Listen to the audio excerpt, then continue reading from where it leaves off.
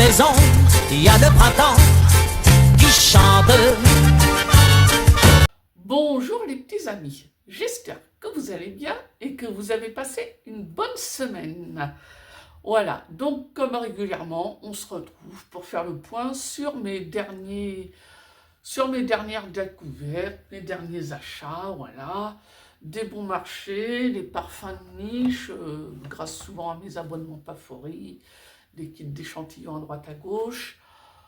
Voilà, donc voilà, c'est bienvenue sur ma chaîne pour les nouveaux. Merci d'être toujours là pour ceux qui me suivent régulièrement. Voilà, si ça vous intéresse de découvrir avec moi ce que j'ai découvert récemment, restez. Et puis, moi, c'est Swazik, et c'est parti tout de suite avec l'amande fleurie des senteurs gourmandes. Voilà. Amande fleurie est un parfum floral fruité gourmand unisexe lancé dans les années 2000. Alors, ça s'appelle amande fleurie, et ça sent, pour moi, ça sent surtout la fleur d'oranger. La marque, c'est Senteurs Gourmandes. Il n'y a rien de gourmand, là. Non. Là, pour moi, il n'y a rien de gourmand. Pour moi, on a une fleur d'oranger savonneuse. Pour moi, c'est quand même un peu la déception. De l'amande, voilà, quoi. Bon, même si c'était amande fleurie, non, je sens pas trop d'amande. Moi, je sens de la fleur d'oranger, puis une fleur d'oranger qui est amenée sur quelque chose de très savonneux, très clean. Non, non. Moi, je me verrais mal porter ça au quotidien. Je me verrais mal porter ça, quoi. Parfum de bébé, non, parce qu'il y a de l'alcool, on met pas ça à un bébé, mais bon. Ouais, non, c'est pas, je trouve vraiment, ouais, pas emballé plus que ça, hein. Alors, ça nous parle de fleurs d'oranger, de fleurs d'amande, d'amandier, de vanille que je sens pas, de bois de santal que je sens pas, de notes ozoniques, ouais, pourquoi pas, d'agrumes, pourquoi pas, ouais. Ouais, non, moi je sens la fleur d'oranger savonneuse, pas, puis non, franchement, ouais, la fleur d'oranger, quand elle est amenée sur quelque chose un peu gourmande, ouais, je peux bien l'aimer, mais là, non, pas convaincu du tout. Ouais, pas convaincu du tout. Voilà, c'était pour l'amande fleurie des senteurs gourmandes. Bon, deuxième découverte, c'est le coton des solinotes. Le coton des solinotes est un parfum floral unisexe lancé en 2019. Voilà, donc là, on reste aussi quand même sur le... On reste dans la catégorie clean. Bon, clean, sage, propre sur soi. Voilà. Mais j'aurais quand même un peu moins de mal à porter ça que l'amande fleurie. On est sur du clean, mais ouais. Déjà, on est sur du clean, je dirais peut-être presque un peu plus adulte. Bon. C'est un parfum très, très, très musqué. Bon, je suis pas une inconditionnelle du musc.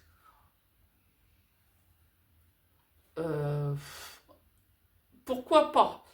Je porterai pas ça. Bon, c'est pas un parfum que je porterai tous les jours.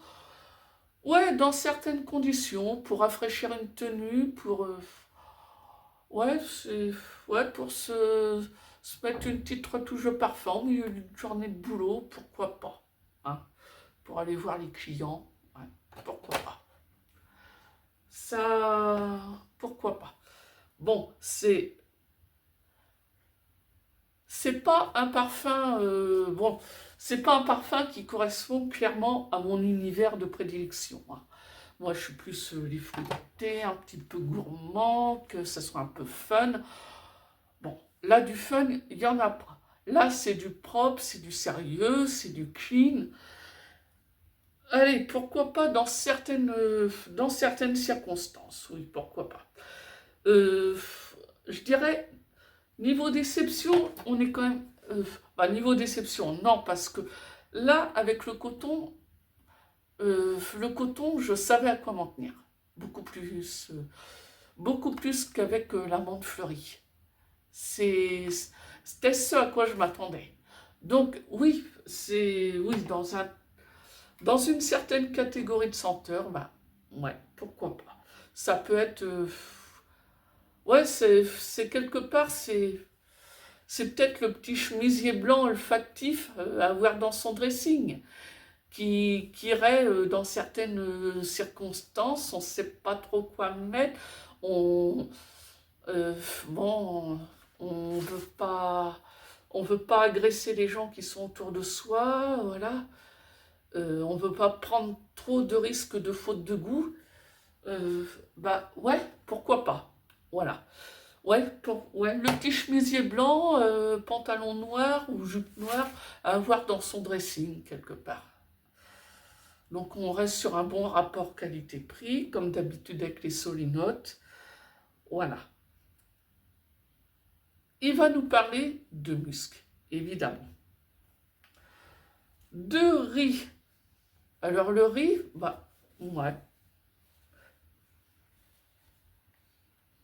Ouais, pas... Ouais, bon. Je sens pas plus que ça. De vanille, bon, pourquoi pas. De jasmin, là, je veux bien. De rose, je veux bien. De bergamote, pourquoi pas.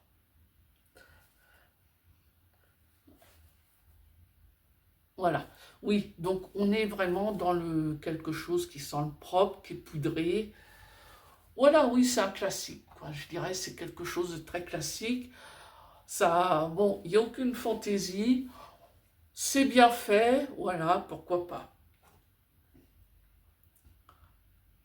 C'est bien fait, c'était le coton des solinotes.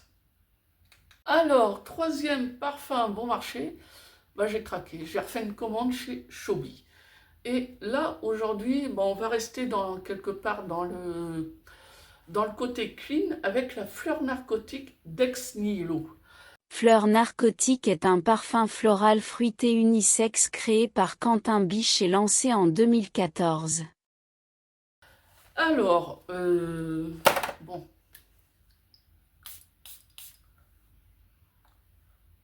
Ouais. Bon, si vous connaissez Valaya, hein, on est dans le même univers. On est dans le même univers, on est sur quelque chose de frais. Alors, par contre, c'est quand même un petit peu... On serait peut-être sur un peu plus sucré que Valaya et encore. Ouais. Voilà. Ouais, c'est frais. Oui, c'est frais, c'est... Comment dire? C'est aérien.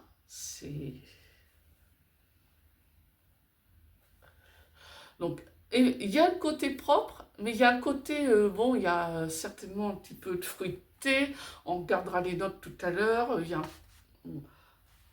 on y sent quand même un petit peu de fruité, c'est ambroxant, il y a le côté aérien, un peu pétillant, peut-être un petit peu moins pétillant que le Valaya, mais ouais, voilà, c'est fleuri, fruité, aérien, c'est frais. C'est bon, c'est clean aussi, hein. On reste dans l'univers clean quand même. Ouais. Bon, après, j'avais choisi cette fleur narcotique parce que j'avais vu sur Fragrantica que ça correspondait à des choses qui pourraient me plaire. Et effectivement, ça me plaît.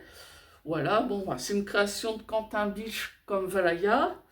Voilà, on va nous parler, voilà, je disais qu'il y a du fruit, oui, il y a du litchi et de la pêche. Voilà, la pêche que j'adore, hein, comme toujours. Voilà, on a du litchi, de la pivoine, de la fleur d'oranger. Voilà, la fleur d'oranger, quand elle est amenée sur cet univers-là, oui, je l'aime là. Là, je l'aime.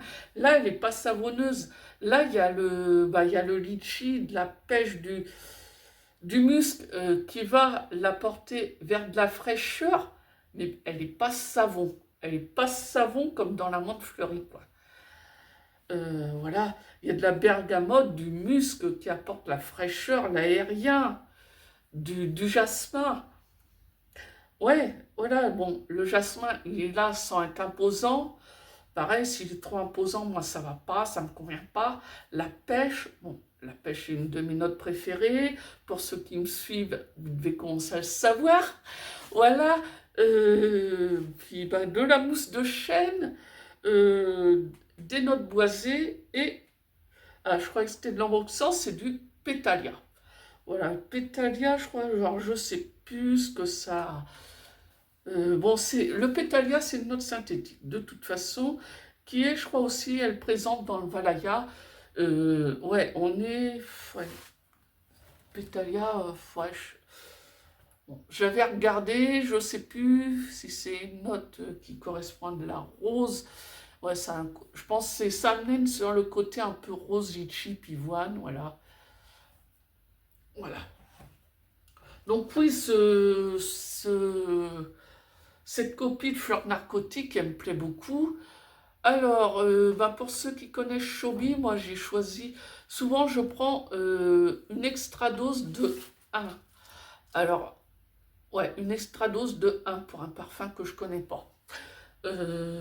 Ouais, donc, bah, niveau tenue, niveau projection, j'ai pas été déçue. Hein. Voilà, donc voilà. Bon.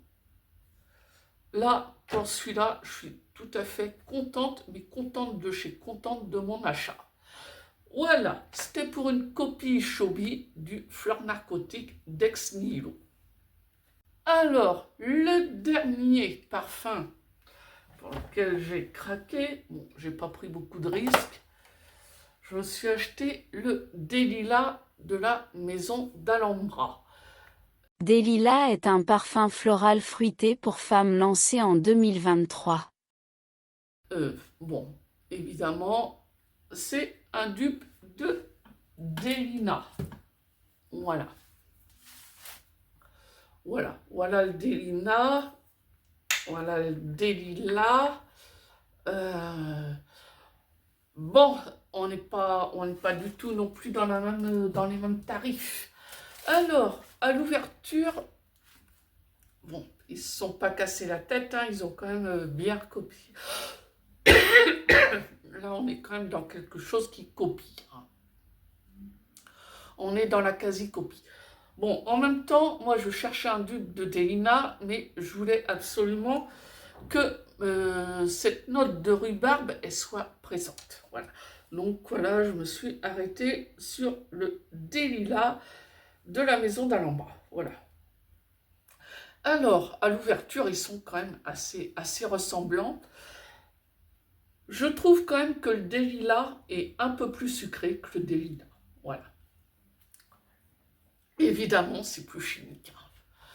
C'est pas le même prix non plus. Hein. Ouais, on va... Ouais. Ouais, je crois qu'on est par ordre. Ouais, on va. C'est un ordre de prix. Entre les deux, ça va de 1 à 10. C'est. Delina, il est 10 fois plus cher que le Delina. Voilà. Donc, pour aller travailler, pour la vie de tous les jours, le Delina, bah, pour moi, il fera bien l'affaire. Que le flacon de Delina, j'ai pas les moyens de le renouveler tous les 3 mois. Voilà. Voilà pour la petite histoire. Voilà, donc ce Delina, évidemment, pour ceux qui me suivent, pareil, vous savez que c'est un de mes chouchous, c'est un de mes must-have dans ma garde-robe parfumée. Bon, ouais, voilà, pour les occasions de tous les jours, pour pas dégommer trop vite mon flacon de Delina qui m'a quand même, dans lequel j'ai mis pas mal de sous. Ben, voilà, j'ai pris le Delilah. Bon, bah, j'ai pas pris trop de risques. Je suis contente de mon achat, hein. On va pas... Ouais. Ouais, on retrouve l'ambiance Delina, on retrouve cette rose fruitée, cette note de rhubarbe qui lui apporte un petit peu d'acidité, un petit peu de verdure quelque part. Ouais. Voilà. Je sais, c'est pas bien ce que j'ai fait, mais mon Délina, j'ai pas les moyens de le renouveler tous les 3 mois. Alors, ça sent la rose, ça sent la rhubarbe, ça sent le litchi, ça sent le musc, la pivoine, la vanille, la bergamote, le cachemire et le lili qui est la fleur de lys. Voilà. Oui, donc voilà. Ouais. La rose, la pivoine, la rhubarbe, tout ça, on sent le musc. Ouais. La petite touche vanillée pour amener quelque chose un petit peu, pour amener une légère petite gourmandise à ce parfum. Ouais. Bah oui, ça le fait carrément pour moi. Bon, niveau tenue, on n'est pas tout à fait sur le même niveau que Délina. Bon, rapport de 1 à 10 au niveau prix, donc on ne peut pas en attendre autant. Maintenant, c'est quand même pas mal. Et bon, moi, je suis satisfaite de mon achat. C'était pour le Delilah de la maison d'Alhambra. Alors, maintenant, on va parler de mes découvertes en parfumerie de niche. Alors, là, c'est un petit échantillon que je ne vais pas vous cacher. J'ai craqué pour le... non, c'est pas le Pavlova, c'est le macaron bourbon de la marque de chez Nicolai. Voilà. J'ai craqué par le macaron bourbon. Bon, c'était une de mes dernières découvertes plutôt de saison hivernale. Waouh, ouais, qui m'est beaucoup plu. Voilà, donc j'ai acheté un petit full size, bah, ma main gros. Et puis avec, et ben voilà, j'ai eu quelques échantillons. Alors, le premier que j'ai, aujourd'hui, je vais vous parler de l'eau de yuzu. Eau de yuzu de la maison Nicolai est un parfum hespéridé aromatique unisexe créé par Patricia de Nicolai et lancé en 2020. Alors, l'eau de yuzu, bon, le yuzu, c'est un agrume que j'aime beaucoup pour les envies de fraîcheur de quand il fait chaud. Mais bref, ouais, là, il y a une déception. Moi, ce qui m'embête un peu, bon, il y a une note de genévrier qui, alors moi, j'aime pas du tout le baie de Genièvre, genévrier, j'aime pas ça du tout dans les parfums. Je trouve que ça donne un côté cire au parfum. Ouais. Ça y est, là, à l'ouverture, on avait bien les agrumes, mais ça y est, ça y est. Le genévrier arrive et puis, bah non. Non, ça sera pas pour moi. Ça sera pas pour moi. Dommage. Ah, tant que j'avais que les agrumes, moi, super. C'était très bien. Mais là, bah, il y a le genévrier qui arrive, puis ben là, ça va plus du tout. Ça me plaît plus du tout. Voilà. Donc, ça nous parle de yuzu, de petits grains, de pamplemousse. Voilà, la fraîcheur des agrumes. De genévrier, ben voilà, c'est là que ça se gâte. De bois de gaillac et de patchouli. Je pense que sans cette note de genévrier, il m'aurait plu. Au point de l'acheter, peut-être pas quand même. Mais bon, voilà. Bon, bah moi je me contenterai du yuzu des solinotes. Hein. Ouais, c'est pas très cool, mais... C'est pas très cool pour la maison Nicolai, mais... Non, cette eau de yuzu, elle est clairement pas pour moi. Bon, bah voilà. Il y a pas mal de parfums récemment, je trouve qu'il y a une note de genévrier. Ouais, ça apporte peut-être quelque chose d'original, plus inattendu, mais non, pour moi, ça va pas, ça le fait pas du tout. Je trouve que ça sent la cire, C'était pour l'eau yuzu de chez Nicolai. Alors, on va terminer avec 2 parfums de la petite collection voyage qu'avait sorti Kayali l'année dernière, à l'été dernier. Voilà. Donc, je vais vous parler en premier du Marrakech. Marrakech in the Bottle est un parfum oriental floral pour femmes créé en 2024. Il y a le Marrakech, voilà. Donc, le Marrakech, Ouais, ça sent la fleur d'oranger. Ça sent la fleur d'oranger. Voilà, bon, bah, dans la tradition arabe, ouais, la fleur d'oranger, ça a quand même une place importante. Ouais. Voilà, ça sent essentiellement la fleur d'oranger. Bon, elle est quand même moins savonneuse que pour la menthe fleurie dont je vous ai parlé tout à l'heure. Bon, j'aime bien. Maintenant, j'irai pas casser ma tirelire pour ça. Ouais. Je l'aime bien. Bon, ça sent le frais, ça sent le propre. Elle a un petit côté, il y a une légère petite sucrosité. Ouais. Il n'y a pas d'effet waouh. Hein. J'aime bien, mais il n'y a vraiment pas d'effet waouh. Voilà. Donc, on va nous parler de fleurs d'oranger et de néroli. Le néroli, ça emmène vers quelque chose encore plus frais que la fleur d'oranger. De poivre rose, ouais, pourquoi pas. Bon, si on me dit qu'il y en a. De rose, oui, pourquoi pas. Ouais. De bois de cèdre et de bergamote. Ouais, bon, il n'y a pas coup de cœur. C'est mignon, mais il n'y a pas coup de cœur. Hein. Voilà. Donc, c'était pour le Marrakech in the Bottle de chez Kayali. Le dernier parfum dont je vais vous parler aujourd'hui, bah c'est pareil, c'est toujours dans la petite collection Vacaille in the Bottle de chez Kayali, sortie l'année dernière. C'est le Capri. Voilà. Capri in the Bottle est un parfum floral fruité gourmand pour femmes lancé en 2024. Donc Capri, bah voilà, ça nous parle, là on est plus dans l'univers du citron. Mais là, on serait sur un citron confit. Et j'avoue que, ouais.